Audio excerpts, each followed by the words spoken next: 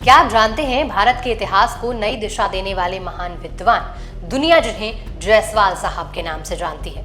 आज हम बात कर रहे हैं भारत के महान इतिहासकार की, जिन्होंने हमारे प्राचीन इतिहास को दुनिया के सामने वैज्ञानिक तरीके से स्थापित किया। काशी प्रसाद जायसवाल 27 नवंबर 1881 को उत्तर प्रदेश के मिर्जापुर में जन्मे काशी प्रसाद जायसवाल सिर्फ इतिहासकार ही नहीं थे, बल्कि साहित्यकार और अंतर्राष्ट्रीय स्तर के पुरातत्व विशेषज्ञ भी थे। मिर्जापुर से शुरुआती पढ़ाई पूरी करने के बाद वे सीधे ऑक्सफोर्ड यूनिवर्सिटी पहुंचे और वहां से इतिहास में एमए किया। बार परीक्षा भी पास की, यानी वे पेशे से वकील भी थे।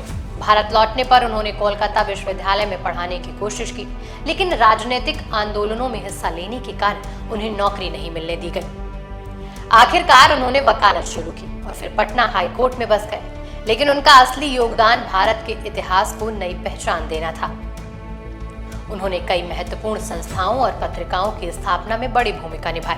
पटना संग्रहालय, बिहार रिसर्च जर्नल, पाटलिपुत्र पत्रिका।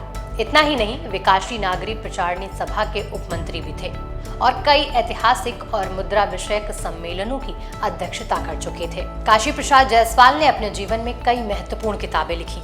Hindu polity and imperial history of India, chronology and history of Nepal, अंधकार युगीन भारत, ये रचनाएं आज भी इतिहास शोध में महत्वपूर्ण स्रोत मानी जाती हैं। डॉक्टर राजेंद्र प्रसाद के सहयोग से उन्होंने इतिहास परिषद की स्थापना भी की। भारत के इतिहास को संरक्षित करने में उनका योगदान अमूल्य है।